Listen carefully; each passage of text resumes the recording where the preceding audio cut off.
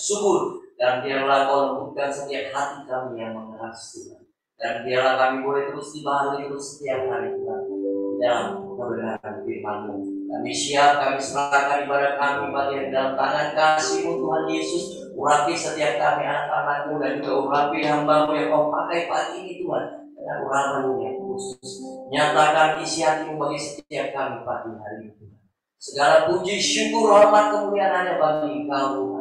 Dalam nama yang ajaib, nama yang berkuasa, dalam nama Tuhan Yesus Kristus, kami siap mengucap syukur dan terima kasih. Semua yang percaya katakan amin. Haleluya. Silakan duduk kembali teman-teman yang dikasihi Tuhan.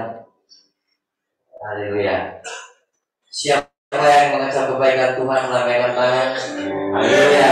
Kita mau nyanyikan kebaikan Tuhan pagi hari ini, amin. Haleluya. Kita mau datang kebaikan dengan hati yang bersyukur. Firman Tuhan katakan bersyukurlah kepada Tuhan sebab kasih setianya untuk selama-lamanya. Amin. Haleluya. Mari sama-sama kita lihat pujiannya.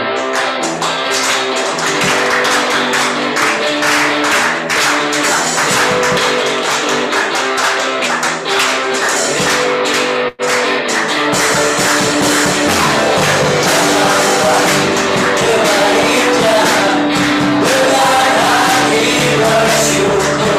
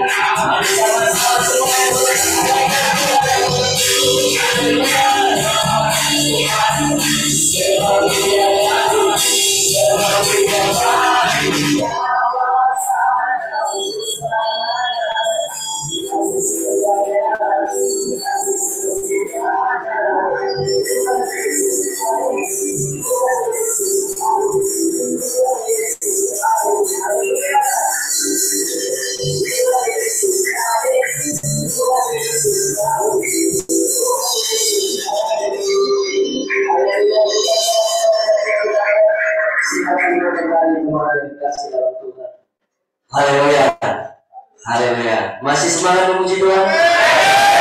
Berikan sorak-sorai sekalian buat Tuhan kita. Amin. Haleluya. Kita akan memberikan kesempatan buat tim dari KKS untuk memberikan kesaksian, Bu. Oh, Pak Seto. Ya. Alumni sekolah kehidupan sini.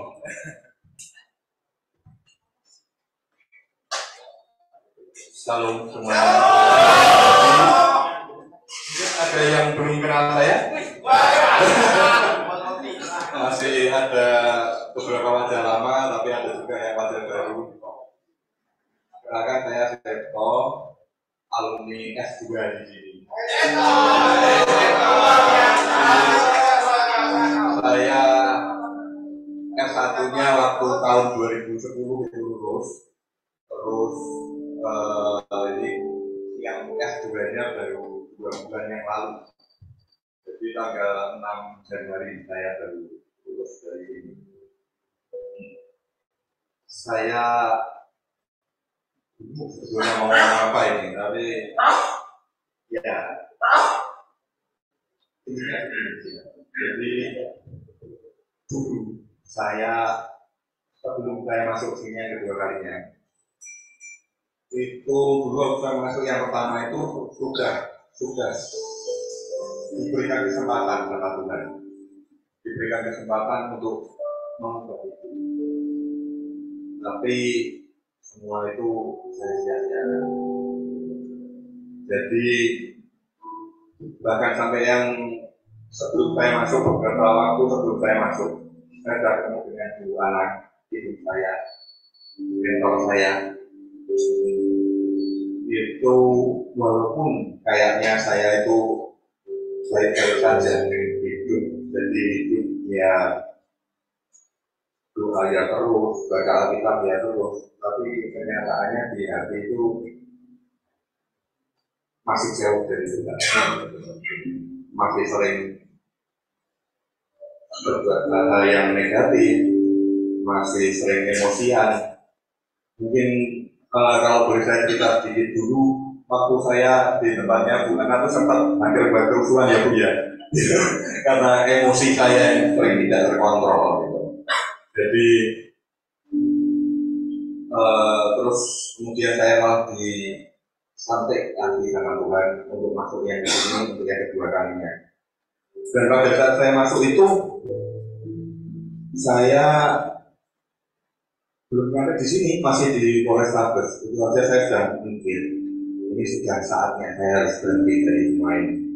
Umur saya sudah 40 lebih, dan anak-anak juga udah gede-gede, kayaknya nggak pas kalau keadaan saya harus seperti ini. Harus memikirkan hal yang lebih baik, mungkin hidup untuk Tuhan,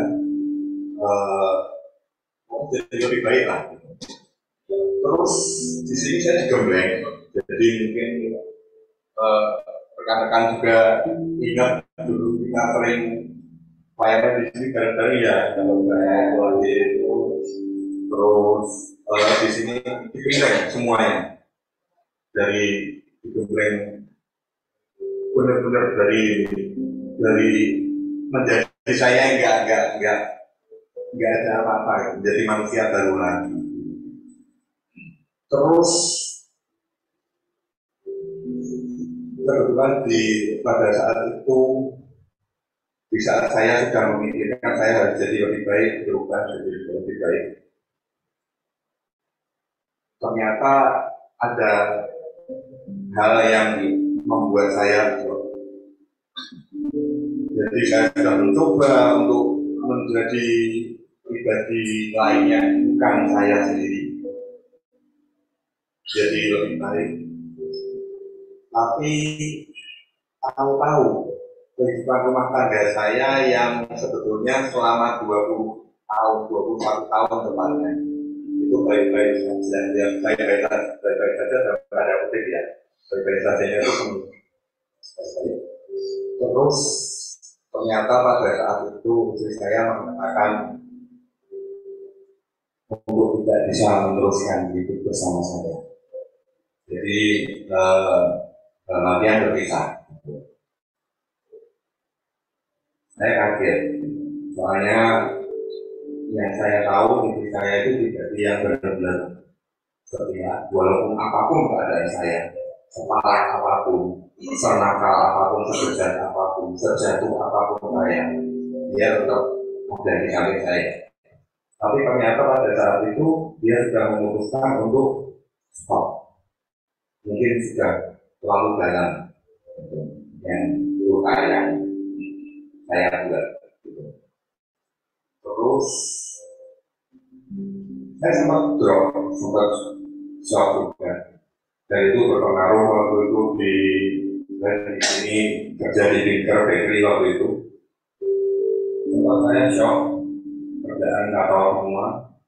Terus emosi saya mulai naik lagi, tidak terkontrol lagi.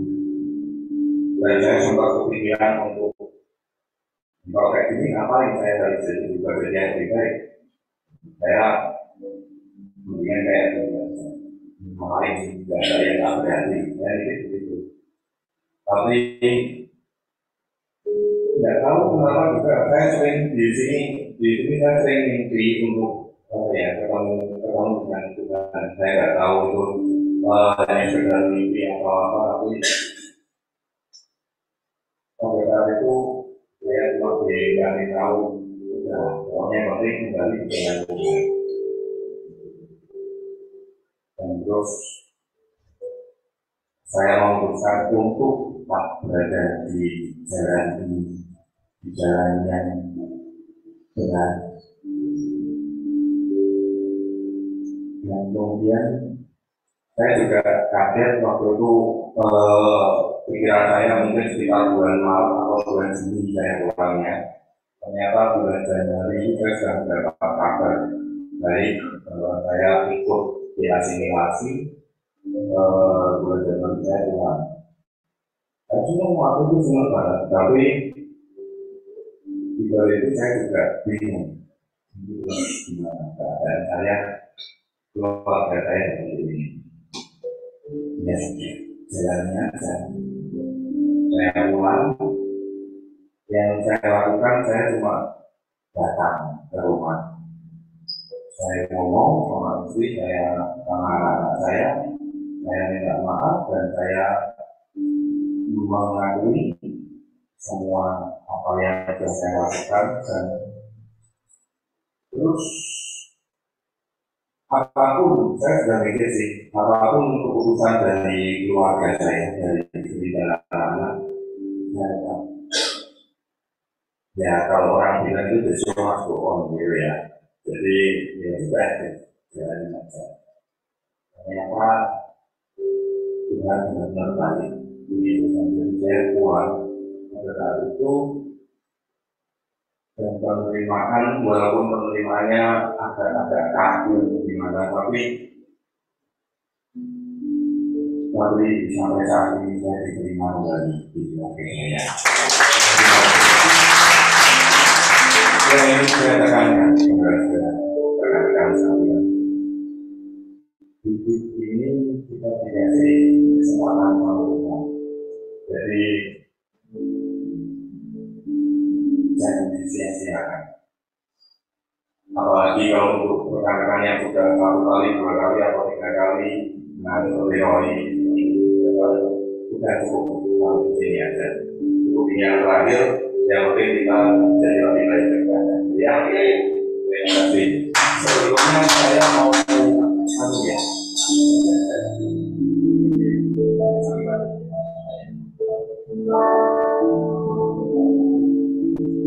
Nah, kalau suaranya agak berbeda, agak lebih.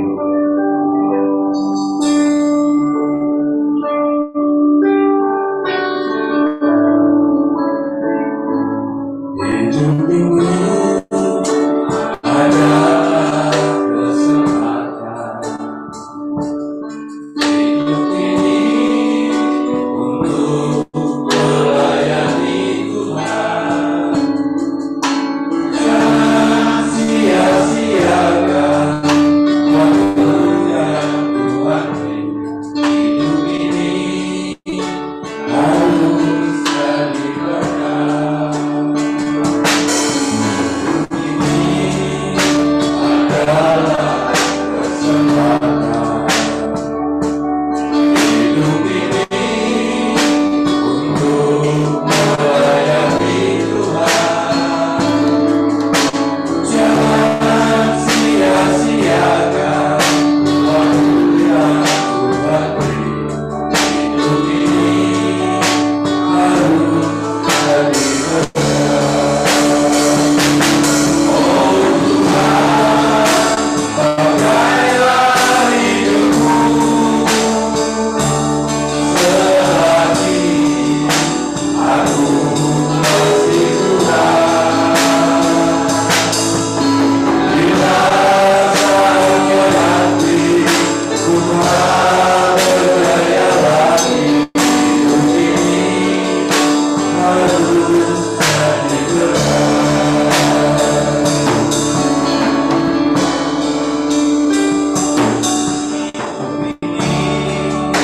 Adalah kesempatan.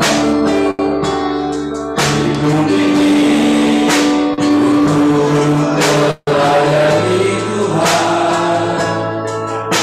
Jangan sia-siakan waktu yang Tuhan beri. Hidup ini harus jadi berkah. Oh Tuhan, pakailah hidupku selagi aku masih Tuhan.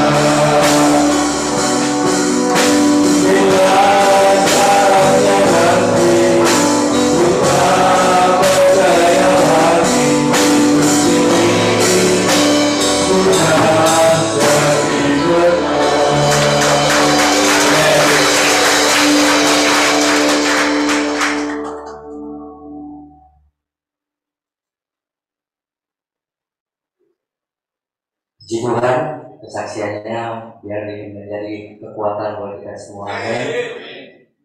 Saya percaya bukan kekuatan Pak Seto yang diubahkan dari manusia baru, tapi Roh Kudus yang ada di dalam hati. Amin. Haleluya. Mungkin ada lagi Bu yang mau menyaksikan kebaikan Pak. Ini saatnya kita duduk diam di kaki Tuhan untuk membuka hati kita. Amin. Kita mau mendengar kebenaran firman Tuhan. Mari sama-sama kita ambil waktu sejenak. Kita mengingat kembali apa yang sudah Tuhan berikan, yang sudah Tuhan kerjakan sampai dengan hari ini. Tuhan itu begitu baik buat kita semua, sangat baik dan teramat baik. Terima kasih Tuhan Yesus. Kami bersyukur, kami berterima kasih, kami boleh memiliki Engkau Tuhan. Allah Immanuel yang selalu beserta dengan kami, yang selalu ada bagi setiap kami Tuhan. Terima kasih.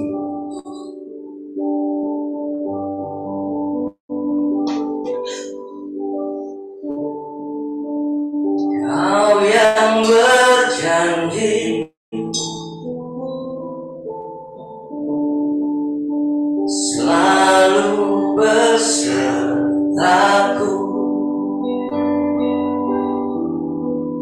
Engkau Tuhan yang bekerja dalam segala hal. Meski hatiku dan dagingku habis lenyap, Engkau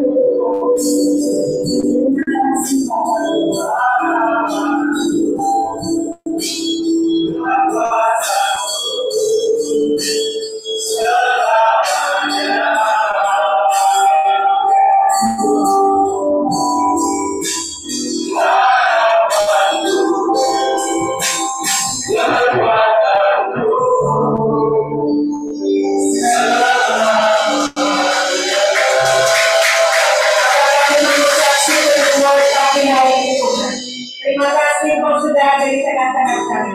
Kami tahu Tuhan Kau tidak pernah melanggar akan firman-Mu sendiri. Aku senantiasa menempati setiap firman-Mu, setiap janji-Mu. Bahwa 2-3 orang berkumpul di dalam nama Tuhan Yesus, Engkau hadir di tengah-tengah kami. Kami semua mengucap syukur buat cinta dan kasih sayang. Hari ini Bapa di surga, ini aku, anakmu, menyampaikan isi hati kepada semua umat-Mu yang hari ini rindu untuk mendengar setiap firman-Mu yang baru, fresh dari surga, dari ruang tapamu. Sampaikan isi hatimu Bapakku lewat hamba-Mu. Kalau Engkau tidak berbicara, aku tidak akan berkata apa-apa.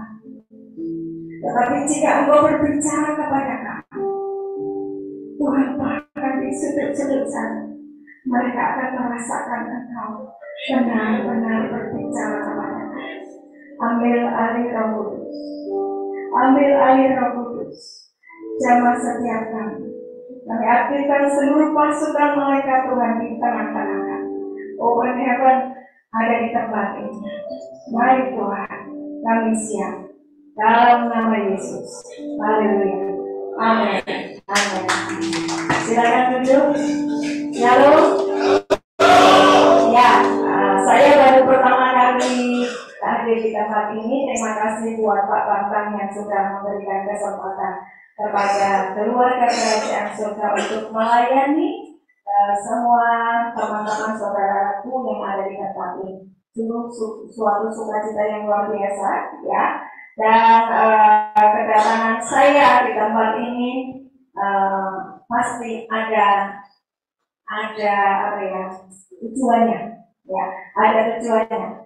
Yang pertama, Matius 25 ayat 35 sampai 36, sebab ketika engkau lapar, kamu memberi aku makan. Ketika aku haus, kamu memberi aku minum. Ketika aku orang asing, kamu memberi tumpangan. Dan ketika aku telanjang, engkau memberi aku pakaian.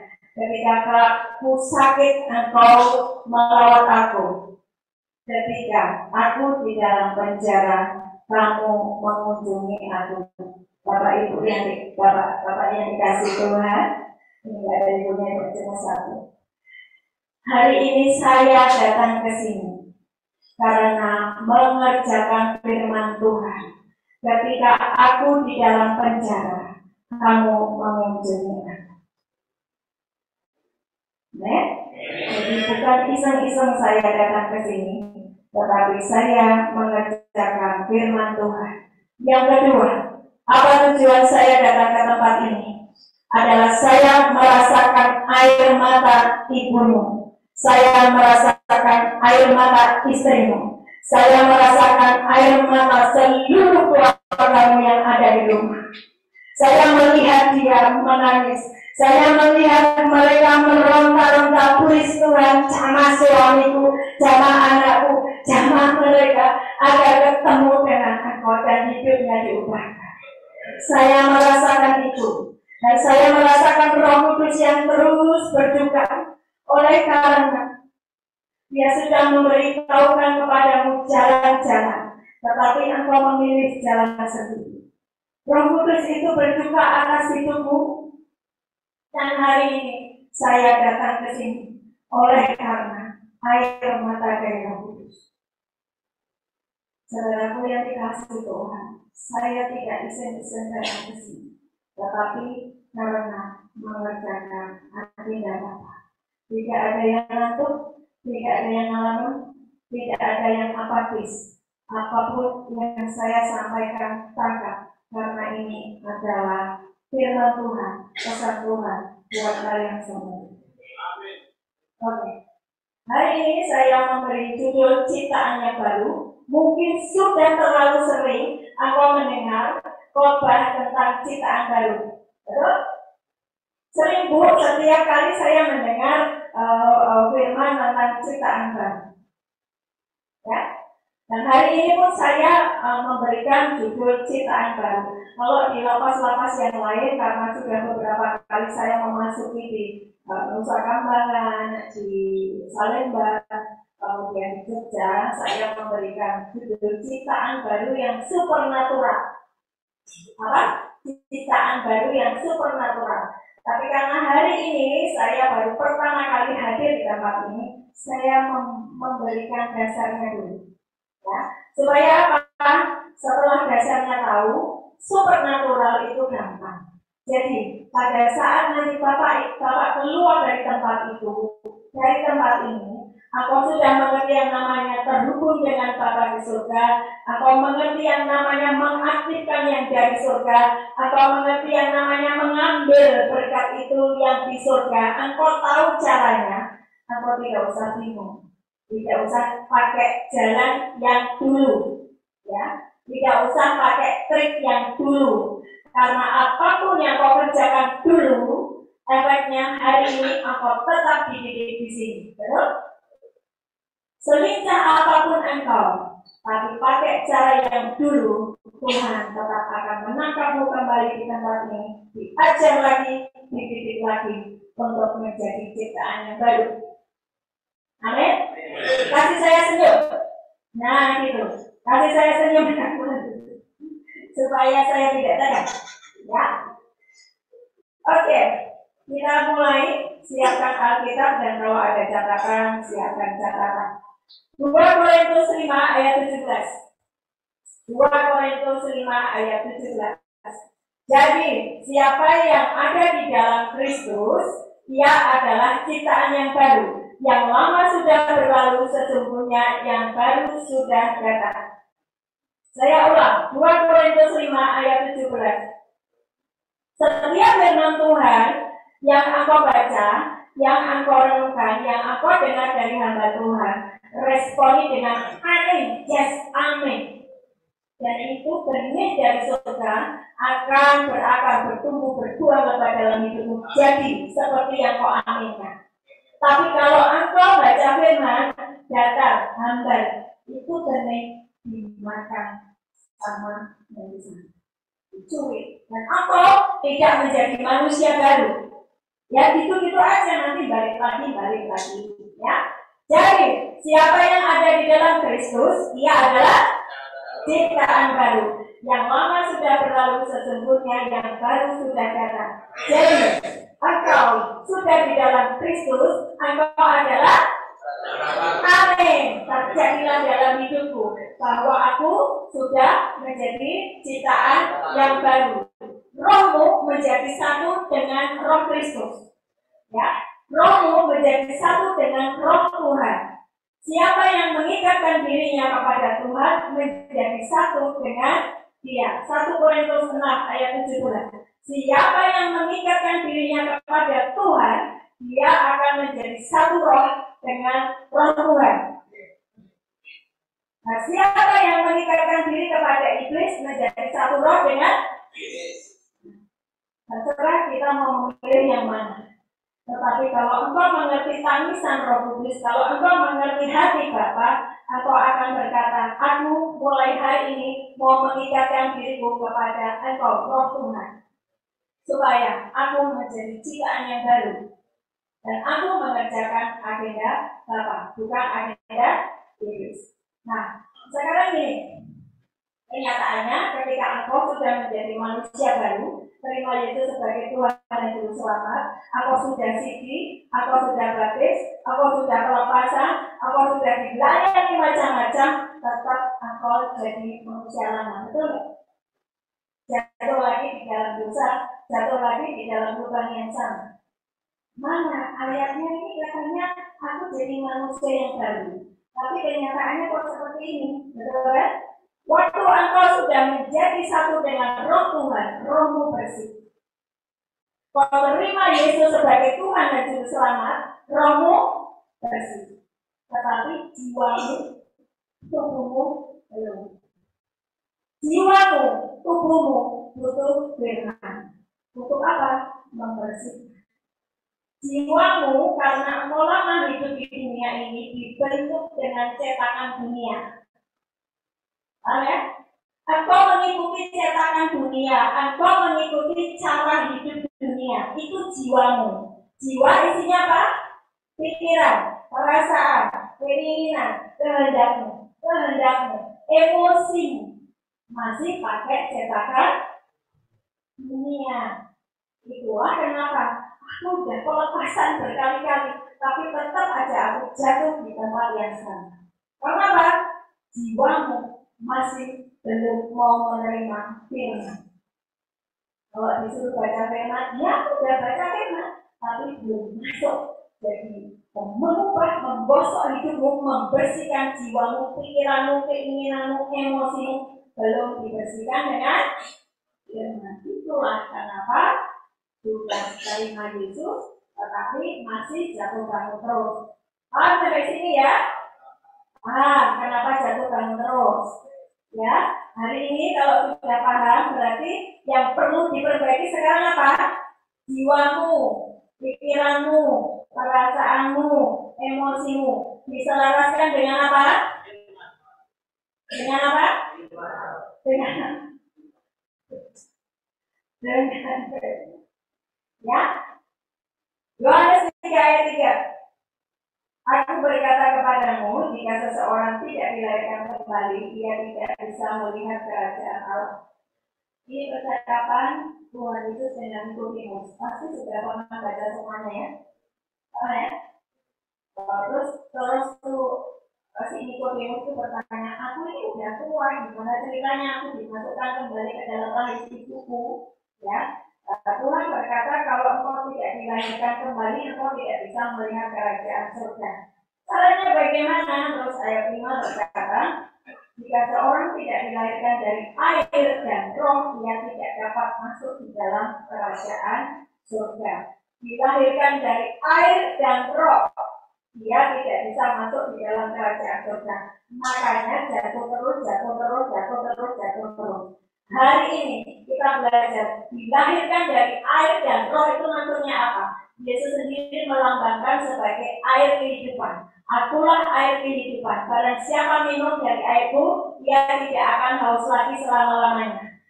Air juga dilambangkan oleh firman Tuhan, karena Yesus itu adalah firman. Ya, pada mulanya adalah firman. Firman itu bersama dengan Allah. Firman itu adalah Allah. Wahyu 19, Yesus Kristus itu adalah firman. Jadi air, atau harus dilahirkan dari air, itu firman. Dan roh apa? Ketika engkau terima Yesus sebagai Tuhan dan Juru Selamat, engkau terima Roh Kudus, engkau terima Roh kebenaran. Roh kebenaran itu nanti yang akan menuntunmu hidup di dalam kebenaran.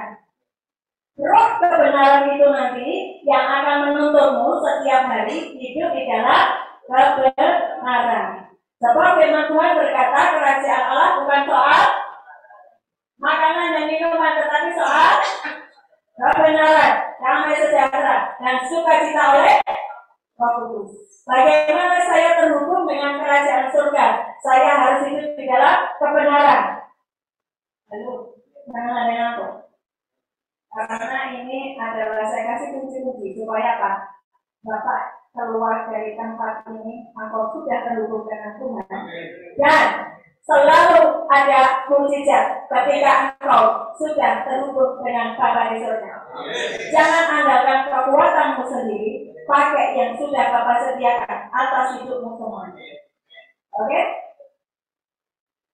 Jalan-jalan orang benar itu adalah hidup di dalam kebenaran. Kemudian apa? Damai sejahtera dan sukacita oleh Roh Kudus. 3 hal ini engkau kerjakan, maka sebetulnya koneksimu dengan surga itu nyambung. Hidup dalam kebenaran, firman Tuhan adalah kebenaran. Terus hidup dalam damai sejahtera, nggak ada konflik.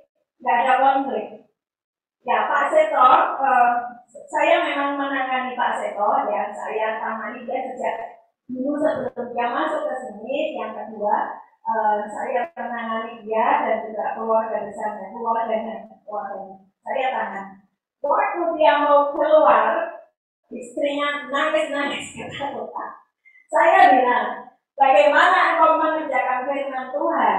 Praktek mengasihi suamimu, menerima mereka apa adanya.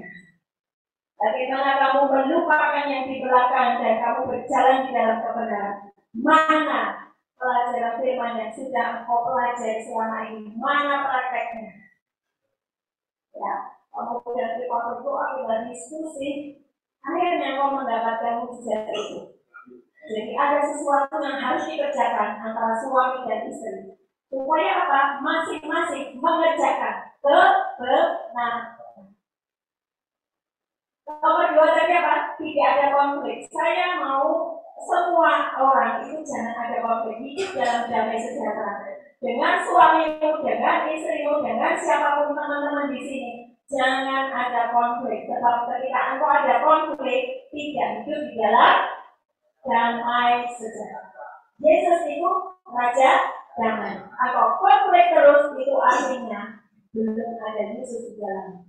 Yesus masih di luar, apa-apa pun Tuhan. Itulah kenapa engkau cemas terus, engkau gelisah terus, engkau takut terus. Sebab masih ada konflik. Selesaikan konflik. Kemudian hidup dalam sukacita, ya, itu 3 hal yang harus kau ingat supaya engkau berhubung terus dengan kerajaan surga. Kalau engkau berhubung dengan kerajaan surga hidupmu pasti akan dibela oleh Bapa di surga sendiri. Nah, sekarang sudah ya, tadi engkau harus dilahirkan dari air dan roh. Roh itu adalah roh kebenaran yang membuat orang itu terus menerus hidup di dalam pertobatan. Sebab apa? Ayat 6, apa yang dilahirkan dari daging adalah daging, apa yang dilahirkan dari roh adalah roh.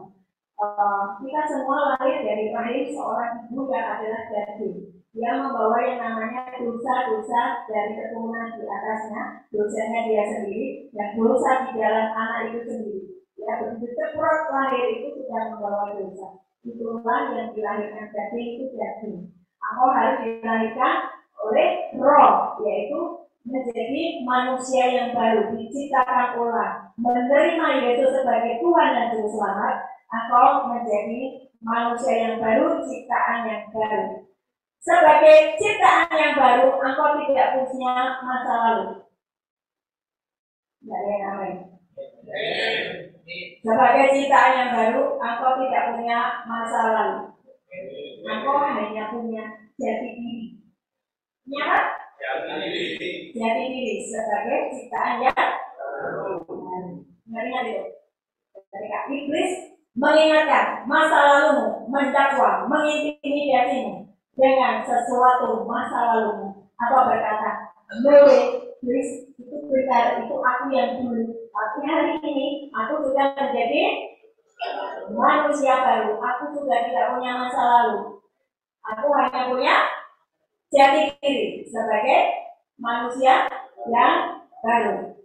Nah, jati diri sebagai manusia yang baru, sebagai ciptaan yang baru, yang pertama adalah dia menjadi hamba kebenaran.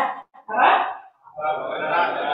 Roma 6 ayat 16 sampai 19. Roma 6 16 sampai 19. Jadi diri yang pertama sebagai ciptaan yang baru, engkau adalah hamba kebenaran. Saya bacakan ayat 16. Apakah kamu tidak tahu bahwa apabila kamu menyerahkan dirimu kepada seorang sebagai hamba untuk mentaatinya, kamu adalah hamba orang itu yang harus kamu taati baik di dalam dosa yang memimpin kamu kepada kematian maupun dalam ketaatan yang memimpin kamu pada kebenaran. Jadi, siapa majikanmu hari ini engkau harus tahu. Majikanmu itu siapa? Yesus Kristus. Berarti engkau hambanya siapa? Hamba Yesus. Hamba kebenaran. Hari ini saya mau kalian semua menangkap apa yang saya sampaikan ya. Dan itu adalah jati diri. Ayat 17. Tetapi syukurlah kepada Allah. Dahulu memang kamu hamba dahulu itu. Sekarang kamu manusia baru. Dahulu kamu hamba dosa, tetapi sekarang kamu dengan segenap hati telah mentaati pengajaran yang telah diteruskan kepadamu. Setiap hari di tempat ini belajar firman, betul ya? Nah, itulah yang akan memimpin kamu dalam pengajaran yang membuat engkau jalan-jalan di dalam kebenaran, ya. Ayat 18. Kamu telah dimerdekakan dari dosa dan menjadi Kamu telah dimerdekakan dari dosa dan menjadi hamba kebenaran. Aku mengatakan hal ini secara manusia dalam kelemahan kamu, sebab sama seperti kamu telah menyerahkan anggota tubuhmu menjadi hamba kecemaran dan kedurhakaan yang membawa kamu kepada kedurhakaan, demikianlah hal sekarang kamu harus menyerahkan anggota tubuhmu menjadi hamba kebenaran dan membawa kamu kepada, sebab waktu kamu hamba dosa, kamu bebas dari kebenaran. Dan buah apakah yang kamu petik daripadanya, semua itu menyebabkan kamu merasa malu sekarang. Karena kesudahan semuanya ialah kematian. Ayat 22. Tetapi sekarang setelah kamu dimerdekakan dari dosa dan setelah kamu menjadi hamba Allah, kamu beroleh buah yang membawa kamu kepada pengudusan, dan sebagai kesudahannya ialah hidup yang kekal. Jadi dirimu hari ini adalah hamba kebenaran. Engkau sekarang menjadi hamba Allah. Sebagai hamba Allah, engkau tidak harus menjadi pendeta, menjadi romo, menjadi orang-orang yang memiliki kedudukan di gereja, tetapi waktu engkau sudah lagi tidak diperbudak oleh iblis. Engkau adalah hamba Allah. Dulu majikanmu iblis. Engkau melakukan kehendak iblis. Sekarang engkau menjadi manusia baru. Majikanmu Tuhan Yesus. Majikanmu kebenaran. Maka engkau menjadi hamba kebenaran. Engkau menjadi hamba Allah. Waktu engkau menjadi hamba kebenaran, engkau sudah menjadi hamba kebenaran, engkau dituntun oleh roh kebenaran, ya. Jalanmu gak akan sesat lagi. Seperti nyanyi tadi yang sebelum ini kan, Tuhan kau sudah memberikan jalan-jalan.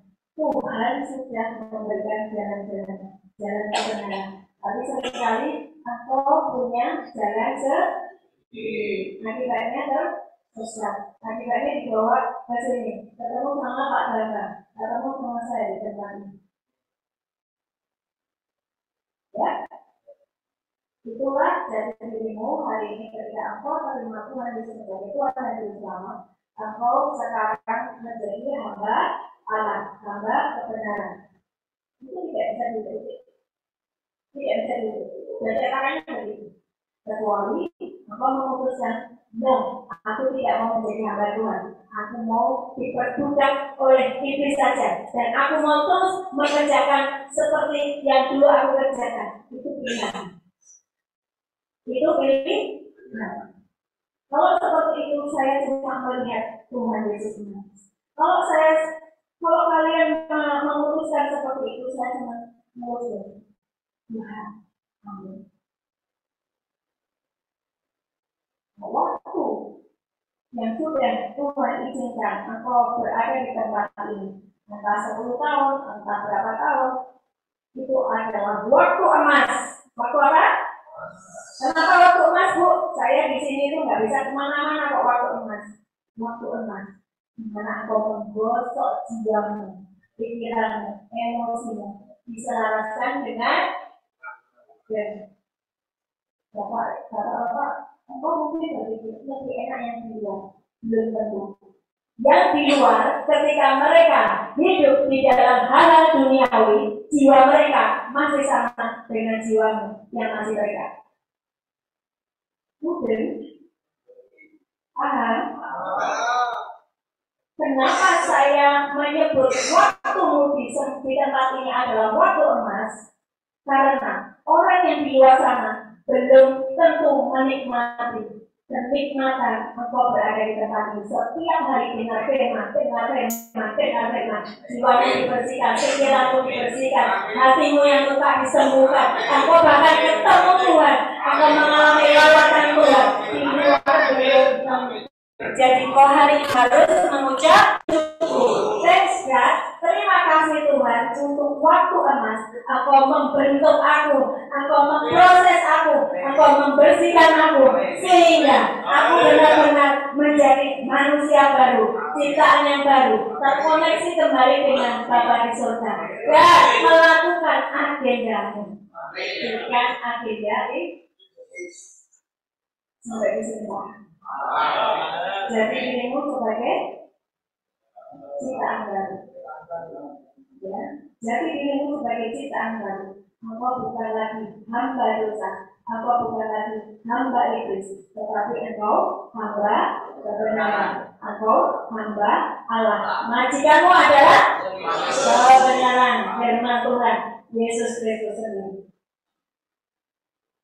Nah, sekarang coba lihat di Roma 6 ayat 11. Coba kita lihat ya.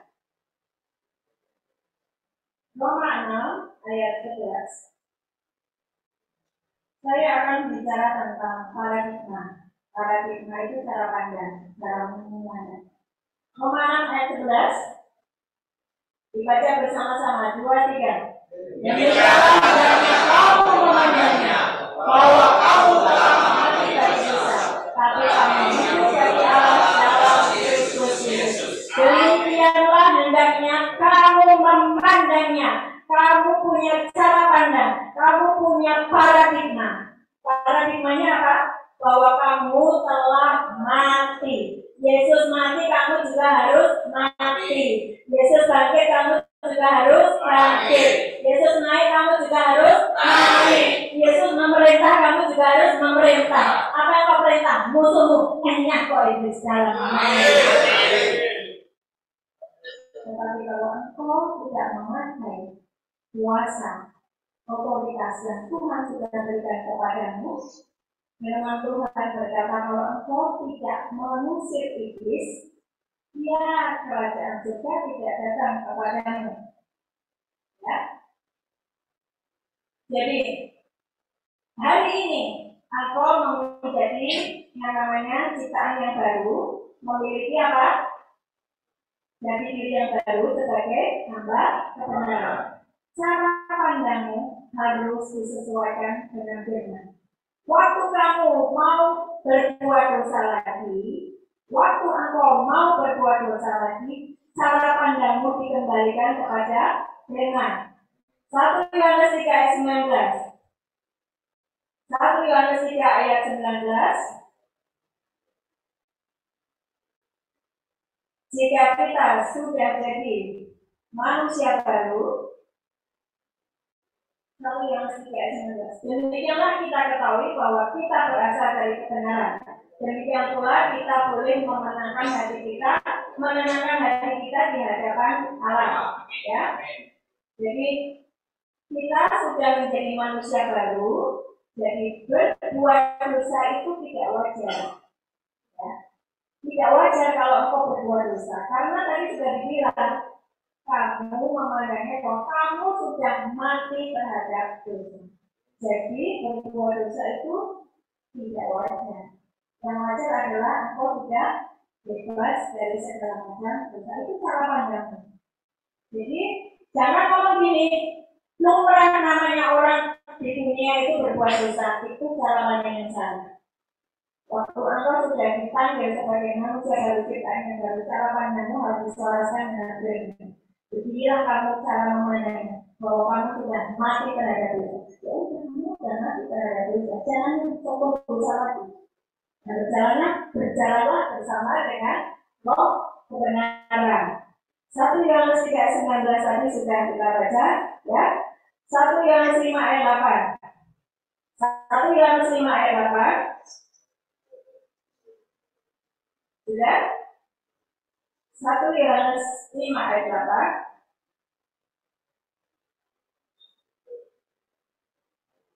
Yang bunyinya begini, kita tahu bahwa setiap orang yang lahir dari Allah tidak berbuat dosa lagi. Kita tahu bahwa setiap orang yang lahir dari Allah tidak berbuat dosa lagi. Nanti dicari ya, mungkin catatan saya yang salah.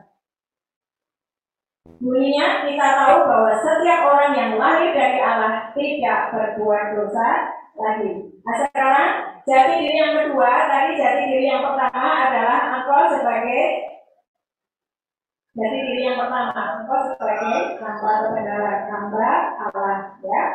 Jadi diri yang kedua adalah engkau sebagai anak-anak Allah. Yohanes 1 ayat 12. Yohanes 1 ayat 12, tetapi semua orang yang menerimanya diberi kuasa supaya menjadi anak-anak Allah, yaitu mereka yang percaya dalam namanya. Roma 8 ayat 14, semua orang yang dipimpin Roh Allah adalah anak Allah. Semua orang yang dipimpin Roh Allah adalah anak Allah. Amin. Kalian paham tidak ketika aku disebut anak Allah? Engkau menyebutnya sebagai anak Bapa. Berarti kamu anak-anaknya. Kalau dia bapakmu, berarti kau dapat warisan ya? Kenapa? Kecuali kau ponakannya atau kau sepupunya, belum tentu kau dapat warisan.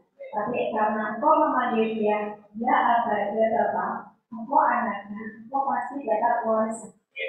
Tapi seringkali aku memanggil dia Abah, Bapak.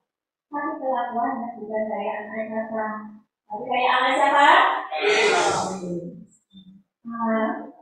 Kenapa kau tidak dapat warisan? Kenapa hidupmu sangat pedih?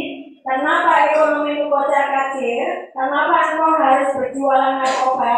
Kenapa engkau harus korupsi? Kenapa engkau harus menyuap? Kenapa? Sekarang ada jawabannya. Sebab engkau memanggil dia Bapak, kelakuannya tidak seperti anak Bapak. Sebagai anak Bapa, kelakuanmu harus dijelaskan dengan firman. Yesus sudah memberikan kepadamu teladan kehidupan, bagaimana engkau harus menjalani hidup ini. Lakukan seperti yang Yesus lakukan. Bagaimana caranya, Bu? Aku nggak bisa lihat Yesus. Firman itu adalah Yesus. Waktu saya pertama kali belajar firman dan belajar tentang iman, apa yang saya kerjakan? Yohanes 6 ayat 63 itu berbicara ini. Perkataan yang kukatakan adalah roh dan hidup. Waktu itu saya tidak paham bagaimana sih jalan dengan Tuhan. Kok rasanya aku baca Alkitab kok rasanya hidupku kok tidak seperti yang lain-lainnya yang sudah terkoneksi dengan Bapa itu kok enak banget. Caranya bagaimana? Saya menemukan ayat itu. Yohanes 6 ayat 63. Perkataan yang kukatakan kepadamu adalah roh dan hidup. Saya adalah manusia roh, sebab saya diciptakan serupa dan segambar dengan Tuhan. Ya roh, memang saya dari debu, dari tanah, tetapi ada nafas Tuhan. Itu saya manusia roh. Allah yang aku sembah, surga, itu adalah dimensinya Allah roh. Ya, maka bagaimana saya bisa mengakses ke sana? Saya harus mendengar apa yang Tuhan ngomong di firman. Semua perkataannya saya camkan, semua perkataannya saya masukkan, semua perkataannya saya masukkan ke cara pandang saya. Waktu saya terus setahun, 2 tahun, 3 tahun, seperti kalian berada di sini 5 tahun, 7 tahun. Posisinya aja yang berbeda. Kamu ada di sini, waktu itu aku ada di luar, belajar firman, menyamakan cara pikir saya, cara pandang saya dengan firman yang adalah roh. Maka tahu-tahu saya terkoneksi dengan alam roh, dengan surga yang adalah roh, dengan Bapakku yang adalah roh. Kalian paham bagaimana orang kerasukan, tapi kenapa kamu susah ketika menerima bahwa kau dipenuhi roh, dipenuhi dengan roh kudus, di zaman roh kudus, kau susah mengerti, kau susah memahami. Sementara kau paham, oh itu orang sedang kerasukan roh. Bagaimana jika sebaliknya? Aku dipenuhi roh Tuhan. Perkataan-perkataannya aku katakan adalah roh dan hidup. Maka aku mau dirasuk oleh roh Tuhan. Firman Tuhan adalah roh dan hidup. Ya, perkataan-perkataan yang aku katakan kepadamu adalah roh dan itulah caranya menyamakan cara pandang paradigma yang sudah dicetak oleh dunia diubah sesuai dengan cara pandang Tuhan dengan apa? Terus diisi dengan firman. Tapi jangan hanya pintar dan hafal firman saja tanpa engkau menjadi pelaku. Iblis tidak akan takut kamu belajar firman. Iblis tidak akan takut ketika engkau hafal firman. Iblis takut kepada kamu yang tahu siapa jati dirimu di hadapan Dia. Iblis takut kepada kamu yang tahu firman dan tahu jati dirimu bahwa aku ini adalah hamba Allah.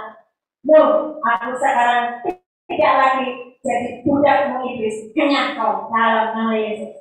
Aku sekarang adalah hamba Allah, hamba kebenaran. Goodbye iblis. Ya, terus kamu tahu jati dirimu sebagai anak Allah. Sebagai anak Allah, engkau bisa sangat mudah mengakses semua yang sudah disediakan Bapa atas hidupmu. Masalahnya, kamu belum tahu caranya. Caranya bagaimana? Jadi tadi terkoneksi dulu dengan Bapa. Cara pandangmu dijelaskan. Tapi tidak percaya aku dihancurkan. Kamu mulai percaya. Kamu mulai ini pikiranmu yang terlalu logika yang Bapak itu kan sangat logika banget. Semuanya dihitung, semuanya diukur pakai logika. Jadi dihancurkan. Pakai cara pandang yang dari Tuhan. 1 Yohanes 3 ayat 10. Inilah tandanya anak-anak Allah dan anak-anak iblis. Setiap orang yang tidak berbuat kebenaran tidak berasal dari Allah. Demikian juga pada siapa yang tidak mengasihi saudaranya. Jadi sekarang sudah paham ya. Orang-orang yang tidak melakukan kebenaran dia bukan berasal dari tapi dari iblis. Apa yang keputusan? Keluar dari tempat ini atau waktu mau masih berada di tempat ini bertonton samakan paradigma dengan firman Tuhan. Supaya apa? Tiba-tiba engkau mendapatkan remisi, tiba-tiba engkau mendapatkan keringanan hukuman. Engkau sudah siap menjadi anak Allah. Tidak akan bingung. Tiba-tiba nanti dapat keringanan hukuman, kau belum siap. Belum menjaga hubunganmu ke atas, 3 kabel belum nyolok. Bingung. Saya kemarin dapat laporan dari masyarakat. Ada teman saya, Desember dia keluar. Hari ini dia masuk lagi. Misalkan mana itu berapa? Nanti dia memutuskan untuk masuk lagi. Kenapa? Itu tadi belajar firman. Tapi engkau mengabaikan setiap kebenaran firman Tuhan. Perkataan Tuhan kau abaikan. Paradigma masih paradigma lama. Kenapa? Kembali menjadi hamba dosa. Majikannya siapa? Yesus.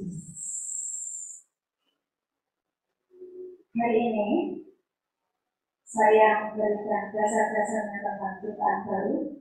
Next time ketika saya dipanggil lagi ke sini, saya ajari bagaimana mengaktifkan supernatural. Engkau menjadi sangat gampang mendapatkan berkat. Engkau menjadi sangat gampang untuk mengalami terobosan demi terobosan. Itu murni pekerjaan tangan Tuhan seperti yang dilakukan oleh Pak Bambang membangun gereja ini. Murni tangan Tuhan.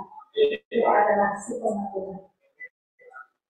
Kalau Pak Bambang mengalami, kalian mengalami. Kalau saya mengalami, kalian mengalami. Oke, kalau itu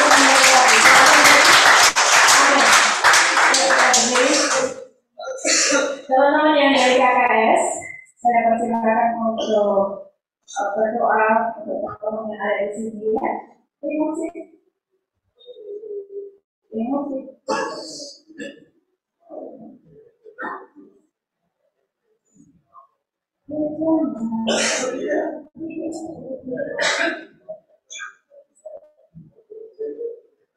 Teman-teman dari KKS, saya sudah sudah mulai melihat Roh Kudus mulai bekerja di tengah-tengah kita ini.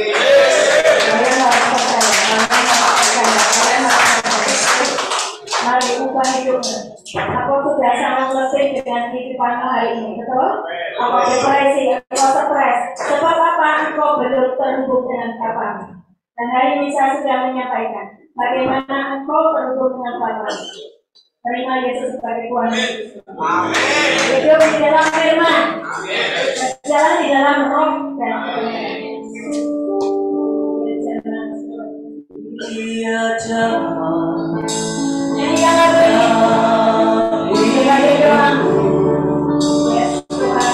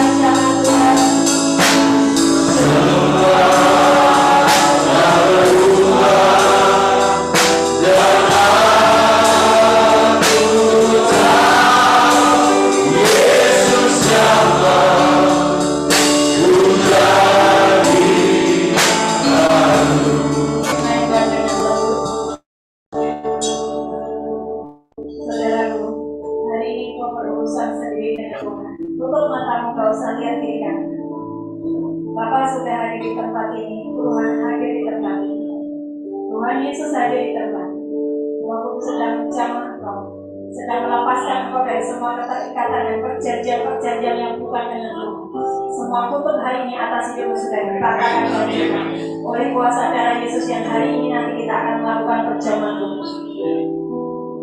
Aku sendiri hari ini berhadapan dengan Tuhan. Tidak ada berdoa di depanmu, tetapi Tuhan sendiri hadir menjamah hidupmu. Percayai setiap kebenaran firman Tuhan. Minta Tuhan ubahkan aku.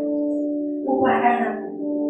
Tuhan, aku sudah berjalan di jalan-jalan yang salah, sehingga aku menimbulkan jejak kehancuran.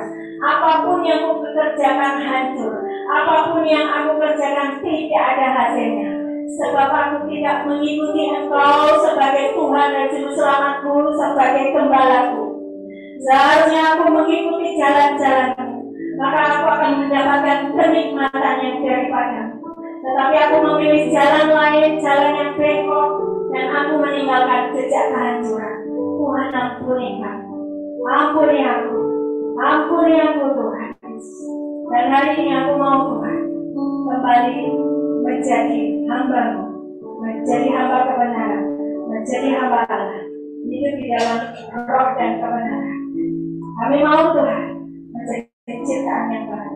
Keluar dari tempat ini, kami sudah terhubung dengan Bapa di surga, dan kami akan mengalami terobosan demi terobosan. Murni itu kuasa.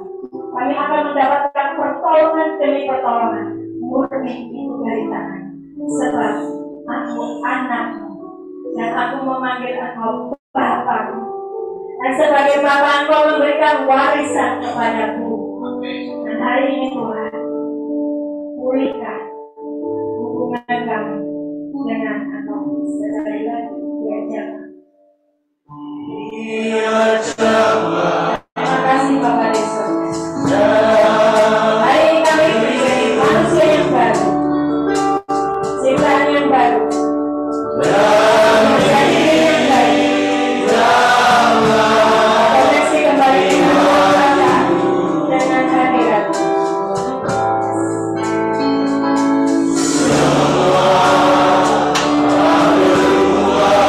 Aku serahkan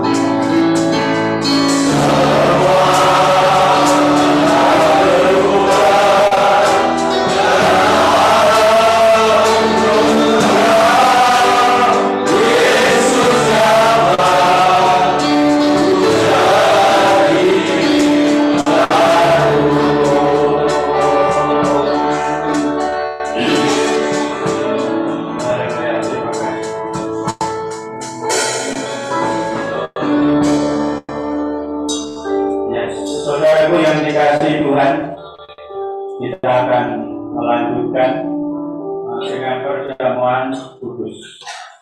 Ya, petugas yang melakukan sebagian bisa berdebat. Saya akan menjelaskan betapa pentingnya perjamuan kudus. Jadi ada dasarnya. Kenapa? Saya melihat ini banyak yang baru dan memang di lapas ini penyampaian kebenaran firman Tuhan itu harus selalu berulang dan diulang. Kenapa? Sebab banyak orang-orang baru yang barangkali tidak pernah mendengar pemberitaan kebenaran ini. Tapi demikian aja. Ya. Nanti kita akan doa sebelum ini. Ya, sambil menerima pembagian, menyimak sekilas betapa pentingnya perjamuan kudus di lapas ini, termasuk di hutan. Saudaraku yang dikasih Tuhan, kalau di lapas dan di hutan ini dilakukan perjamuan kudus bukan secara kebetulan atau karena tradisi gereja, tidak. Ya, sayalah yang langsung mendapat perintah dari Tuhan melalui Roh Kudus. Sekitar 2004 yang lalu lah. Ya, ketika itu 3 kali berturut-turut Tuhan Roh Kudus berbicara kepada saya bahwa kamu yang diurapi Tuhan melakukan perjamuan kudus di tempat ini. Saya merenung dan saya sempat bertanya dalam hati, apa ya pantas di sini dilakukan perjamuan kudus ya? Karena sebelumnya saya belum pernah lihat, ya, ada perjamuan di sini. Saya komplain sama Tuhan, ya. Saya komplain, Tuhan, selama ini nggak pernah ada. Tapi kemudian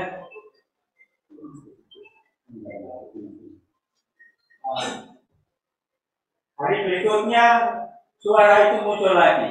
Kamu yang diurapi Tuhan, lakukan perjamuan kudus. Setelah sampai 3 kali, saya tes. Biasa saya itu suka menguji apakah ini benar dari Tuhan atau tidak. Ya, setelah saya ngomong dengan teman-teman yang lain, ya, saat itu saya ingat sahabat saya Dr. Didi Sidarta. Dan dia sempat bertanya, masa sih Pak Bambang di tempat ini ada perjamuan? Saya katakan, ya Tuhan yang suruh.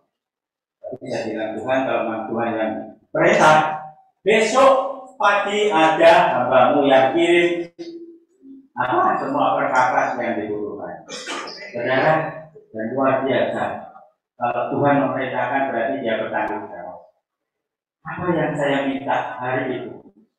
2 orang hamba Tuhan datang menyerahkan belum seperti ini yang masih dari plastik gitu. Ada ya? Itu diserahkan langsung. Saya tanya, padahal pendeta itu belum pernah kesini loh. Kok Bapak bawa barang di sini? Dia bilang, Tuhan yang suruh. Oh sudah, saya langsung siap. Ini perintah Tuhan. Sejak itulah saya minta kepada semua tim yang merasa digerakkan ya untuk melakukan perjamuan kudus, harus hukumnya wajib melakukannya. Pertanyaannya, berapa kali sih dalam 1 bulan gitu? Ya, karena di gereja-gereja lain ada yang 1 bulan sekali, bahkan ada yang 3 bulan, ada bulan yang enggak. Kenapa saya ngomong gini? Karena saya berusukan ke daerah-daerah, saya menyaksikan seperti itu. Sampai di Makassar, di daerah-daerah terpencil saya melihat. Ya. Jadi Tuhan tidak menyuruh saya 1 bulan sekali atau berapa minggu sekali, tidak. Hanya perintahnya kerjakan. Makanya jangan heran kalau di sini setiap minggu ya, hampir setiap minggu ya, terutama dari PATD melakukan itu, tidak ada yang salah. Karena Alkitab tidak mengatakan setiap bulan sekali.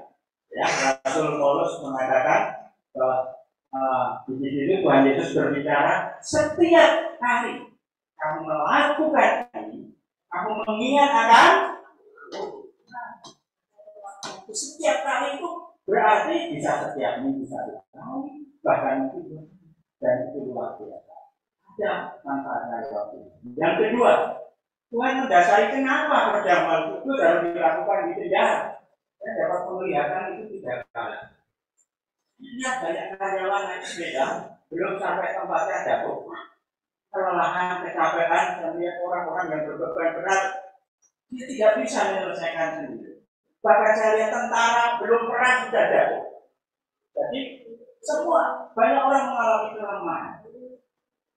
Saudara, ada dasarnya di Yohanes 6 ayat 54 sampai 58. Tuhan berkata, ya, barang siapa makan tubuh dan minum darah, dia akan hidup. Bahkan ujung-ujungnya Tuhan menjamin apa? Kehidupan yang kekal. Akhir zaman Tuhan akan membangkitkan dari antara orang. Ini benar, saya katakan ini benar, saya alami sendiri. Pesan saya mengerti dan jangan ikut-ikutan. Aku gak biasa aja, Anda ikut-ikutan.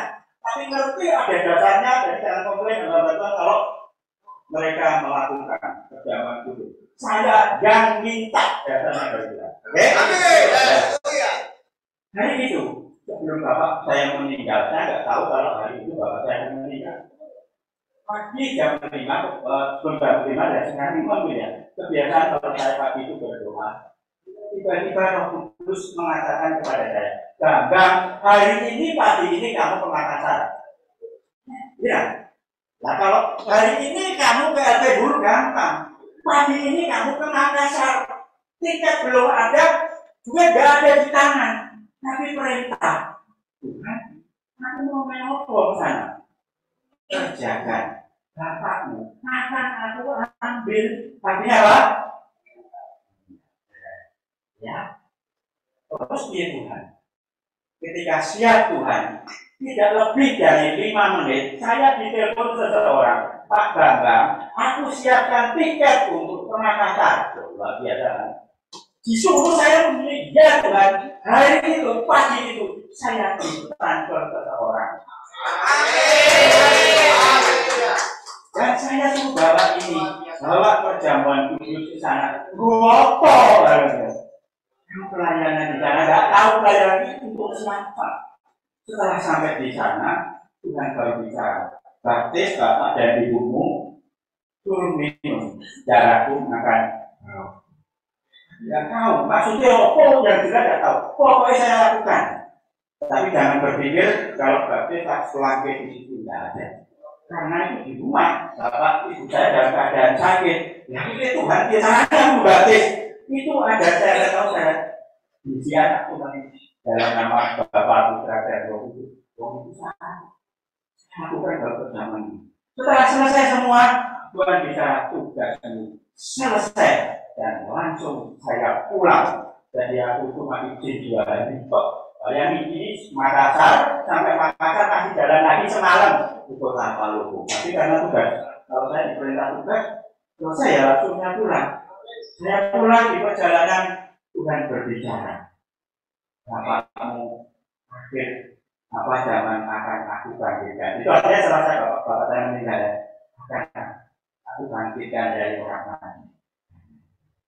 Inilah tubuhku yang dipecah-pecahkan dari kalau memakan, kita mendapat bagian dari hidup Yesus. Amin. Saudara, banyak orang kalau punya mobil biasanya pakai ban serep, betul ya? Saya dapat pelajaran berharga, ternyata ini Tuhan izinkan dan ini sudah bisa pelajaran yang berharga buat saya ketika saya berangkat ke Jakarta. Pakai mobil ban serep, ban pecah. Yang aku ini, yang memang anak itu ada beli. Saya sudah suruh dari sini, nak, ban serep disiapkan, ban yang rusak diganti. Enggak Pak, nanti di Jakarta. Suruh ganti ban serep, enggak mau. Padahal itu bukan ban serep, kok ban pecah. Bawalah sampai tengah perjalanan, apa ini? Mobil sudah mulai sampai di rest area, di Jakarta, tak cek, waduh, ternyata 2 ban harus diganti. Untungnya tidak jauh. Di situ ada dukungan kita pakai ya beli baru. Saudara, apa artinya? Banyak orang hidup ingin sukses, ingin kuat, pakai kekuatan serep. Datang ke dukun-dukun, dia juga tangannya katanya nggak mempan. Ya, orang ingin makmur, dia punya harta kekayaan serep tadi di situ, ibu dari hasil korupsi dan seterusnya. Ini saya diajari Tuhan tadi pagi. Ya, ini istilahnya nyawa seret, ban seret, tapi salah. Ya, kalau engkau mencari perlindungan pada kekuatan lain, dia kau punya nyawa seret yang terjadi adalah kematian. Tapi ini adalah nyawa seret buat Anda dan saya. Saya jelaskan, karena saya diajari Tuhan dalam berbagai perumpamaan. Saudara, tubuh dan darahmu tidak ada gunanya, mati kembali apa? Ke tanah. Ya, tubuh dan darahmu tidak bisa kembali ke surga. Yang bisa membawamu sampai ke surga karena ini. Ya, kau menjadi ciptaan baru, manusia baru karena tubuh dan darah Yesus ada kembali. Saya ajari ya, kalau Yesus yang ngajarin saya. Ini nyawa saya buat Anda dan saya yang mengantarkan engkau dan aku bisa sampai ke surga. Tuhan mengatakan setiap kamu berjamuan, engkau ingat akan penderitaanku, akan kematian yang bukan untuk Yesus, bukan untuk Bapak, untuk Anda dan saya. Ini berarti ini untuk keselamatan. Cara apa adanya? Yang Tuhan Yesus kasih tahu saya. Nah, ini bukan merah, saudara. Ya, ternyata ini Tuhan makan di tanah itu karena namanya biru. Kamu adalah keturunan kerajaan orang Jawa. Turunin keratuan dono wae. Tuhan Yesus bicara sama saya, kamu itu keturunan ningrat, keturunan raja. Oh gitu Tuhan. Jadi Tuhan Yesus bisa pakai perumpamaan apa saja. Ada biru itu keturunan Jadi kalau di sini ada perjamuan kudus, kalau menyalakan salah Anda kalau mau nggak tunduk. Saya yang minta semua bapak kerjakan kalau memang Tuhan berperintah. Saya tunduk pada peraturan Tuhan karena Tuhan di atas semuanya. Nah, kerjakan. Kenapa? Karena Tuhan mau Anda menjadi ciptaan baru.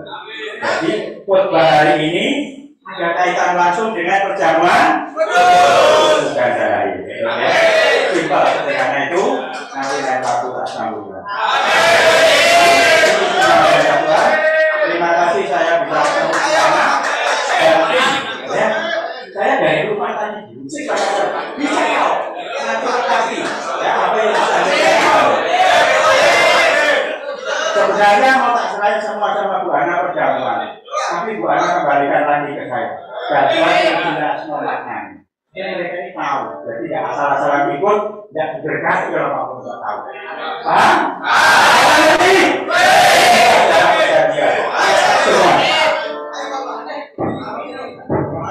Sebelum kita berjamuan,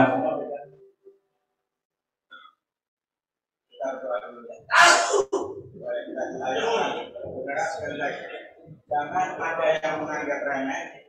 Ini adalah tubuh Kristus yang dilambangkan dengan apa? Roti. Kalau ini adalah anggur.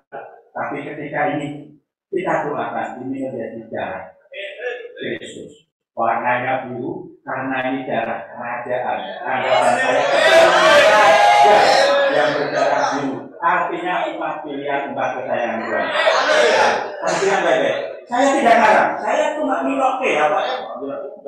Menurutkan ya bahasanya Tuhan tak terjemahkan saudara-saudara. Ada semua. Kita berdoa. Terpujilah namamu Bapa. Terima kasih firman-Mu mendasari perjamuan kudus saat ini.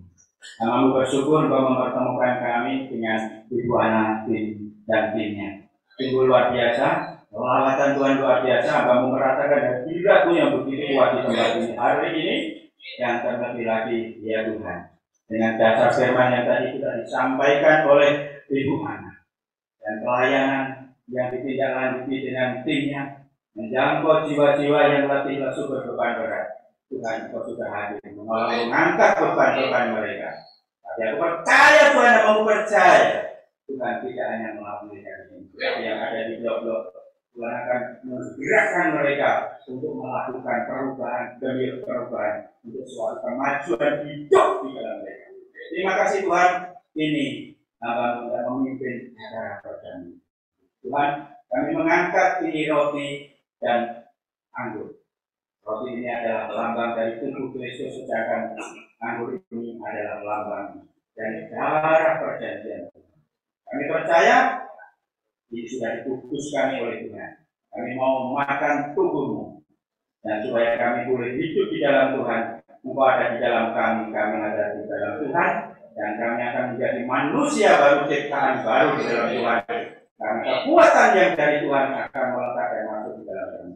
Begitu juga inilah darah perjanjian yang membuktikan cinta kasih-Mu yang besar, dan Kau sudah mengangkat kami menjadi umat pilihan, umat kesayangan-Mu. Dan Engkau sendiri yang mengatakan Engkau adalah umat pilihan Tuhan. Terima kasih Tuhan, kami siap untuk makan tubuh-Mu dan minum darah. Di dalam nama Tuhan Yesus, kita semua roti angkat tinggi-tinggi, ayo kita makan bersama-sama dalam nama Tuhan.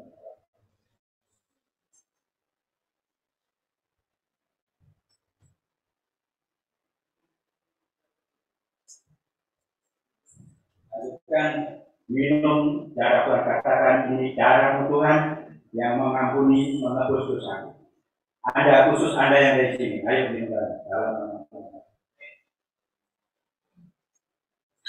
Saya pikir bisa dilihat di sini.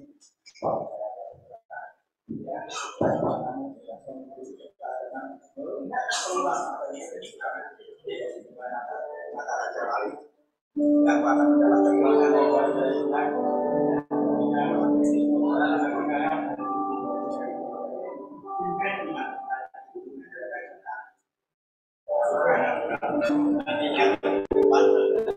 Saya ada di situ. Oke, percaya perubahan bagi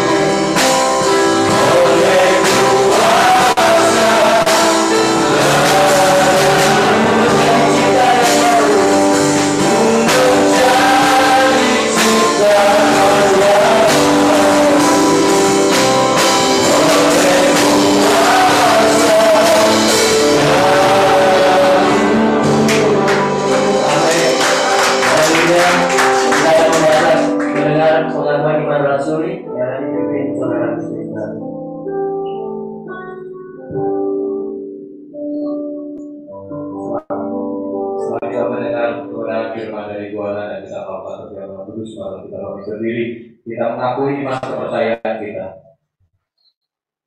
Aku percaya akan Allah, Bapa yang Maha Kuasa, pencipta langit dan bumi, dan akan Yesus Kristus putranya yang tunggal Tuhan kita, yang dikandung dari Roh Kudus, dilahirkan oleh perawan Maria, yang menderita sengsara dalam pemerintahan Pontius Pilatus, disalibkan, wafat dan dimakamkan, yang turun ke tempat penantian pada hari ketiga bangkit dari antara orang mati, yang naik ke surga duduk di sebelah kanan Allah Bapa yang Maha Kuasa. Dari situ ia akan datang mengadili orang hidup dan mati. Aku percaya akan Roh Kudus, gereja Katolik yang kudus, persekutuan para kudus, pengampunan dosa, kebangkitan badan, kehidupan kekal. Amin. Silakan duduk sendiri. Tuhan Yesus memberkati.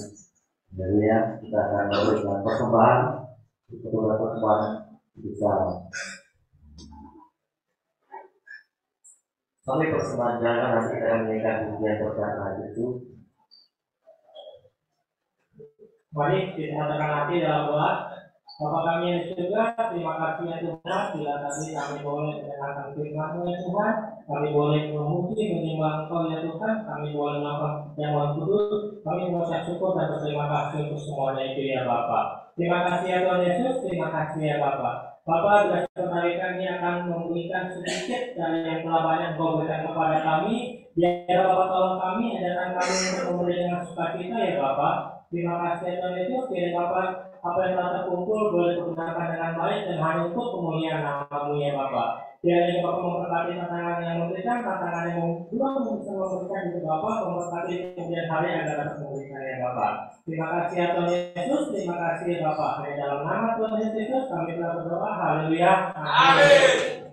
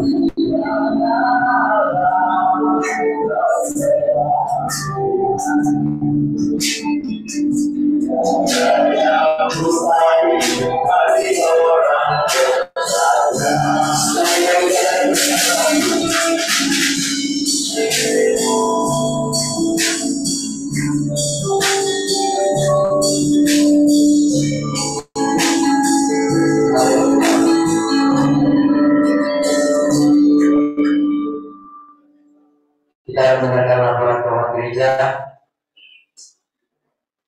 Mari berdiri, anak-anak raja, kekasih Tuhan. Kita terima berkat hari ini. Engkau harus percaya apapun yang saya ucapkan terjadi. Jangan ada yang gocekan, jangan ada yang gocekan. Terima berkat sungguh-sungguh. Angkat tanganmu, tutup matamu, terima berkat. Tuhan Yesus Kristus memberkati engkau dan melindungi engkau. Tuhan Yesus Kristus menyinari wajahmu dengan wajahnya dan memberi engkau kasih karunia. Tuhan Yesus Kristus menghadapkan wajahnya kepadamu dan memberi engkau damai sejahtera.